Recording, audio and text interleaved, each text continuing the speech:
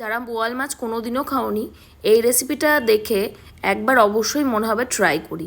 আজ বানাচ্ছি দুধ বোয়াল, যেটা খেতে হয় অসাধারণ। চলো এই খুব সহজ রেসিপিটা তোমাদের সঙ্গে শেয়ার করি। 3 চামচ সর্ষে তার মধ্যে কাঁচা লঙ্কা দিয়ে বেটে নেব। এদিকে বোয়াল মাছগুলোতে নুন হলুদ মাখিয়ে রেখে নিতে হবে আধ ঘন্টার জন্য। কড়াইয়ে তেল দিয়ে তেলটা খুব ভালো করে গরম করতে হবে এবং কিছুটা নুন দিয়ে মাছগুলো ভেজে তুলে নেব। নুন দিয়ে মাছগুলো ভেজে তুললে কম ফাটবে। যাই হোক, আরও কিছুটা তেল অ্যাড করে কালো জিরে ফোড়ন, সঙ্গে দিয়ে দেবো রসুন বাটা। ভালো করে কষিয়ে নিয়ে পরে পেঁয়াজ বাটা দিয়ে দিতে হবে, সঙ্গে নুন, লঙ্কা গুঁড়ো, কিছুটা জিরে গুঁড়ো। মশলাটা খুব ভালো করে কষাতে হবে। কষিয়ে নিয়ে পরে সেই যে প্রথমে সর্ষে বাটাটা দিয়ে রেখেছিলাম ভেজাতে, সেটা বেটে নিয়ে আমি এখানে জলে গুলে নিয়ে মশলাটা বেশ খানিকক্ষণ ধরে কিন্তু কষিয়ে নেব। সঙ্গে একটু গরম জল অ্যাড করে ঝোলটা ফুটতে দেবো, আর এক এক করে এরই মধ্যে মাছটা দিয়ে দেবো। দেখো ঝোলটা ফুটে গেছে। এরপর এক এক করে ভেজে রাখা মাছগুলো আমি এর মধ্যে অ্যাড করে দেবো। এখানে জলের পরিমাণটা খুব বেশি দেবে না, আবার খুব কমও দেবে না, যাতে একটা গা মাখা ব্যাপার আসে।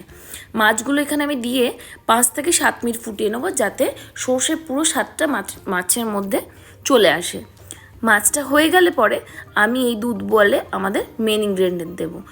নাম শুনে তো বুঝতেই পারছো যে দুধ দিয়ে, যেহেতু দুধ বোয়াল দুধ তো থাকবেই, কিন্তু এই দুধটা দেওয়ার একটা পদ্ধতি আছে। যাই হোক, এর মধ্যে আমি দিয়ে দিচ্ছি কয়েকটা কাঁচা লঙ্কা। এরপরে আমি গ্যাসের আঁচটা বন্ধ করে আমি দুধটা একটু একটু করে মেশাবো। গ্যাসের আঁচটা বন্ধ করে কেন দিচ্ছি, তাতে করে মশলাটা কেটে যাবে না বা দুধটা ফেটে যাবে না। যাই হোক, যেহেতু এখানে রান্নাটা অলমোস্ট হয়েই গেছে, আমরা এবার কিন্তু এর মধ্যে 1 বাটি দুধ ঢেলে দেবো।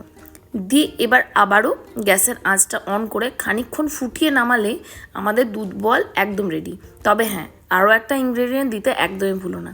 যেহেতু দুধ বোয়াল, সেহেতু নামানোর আগে একটু ঘি অবশ্যই দিও।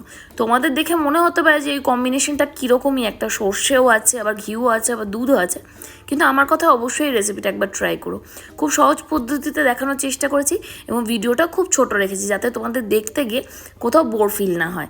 আর তার থেকেও বড় কথা, রান্নাটা তো খুবই সহজ, এর মধ্যে এর থেকে বিস্তারিতভাবে আর কিছু দেখানো সম্ভব নয়। তবে তোমাদের যদি কোথাও বুঝতে একটু অসুবিধা হয়, অবশ্যই আমাকে কমেন্টসে জানিও। আর আমার রান্নাগুলো তোমাদের দেখতে কেমন লাগছে সেটাও কিন্তু জানাতে একদম ভুলো না।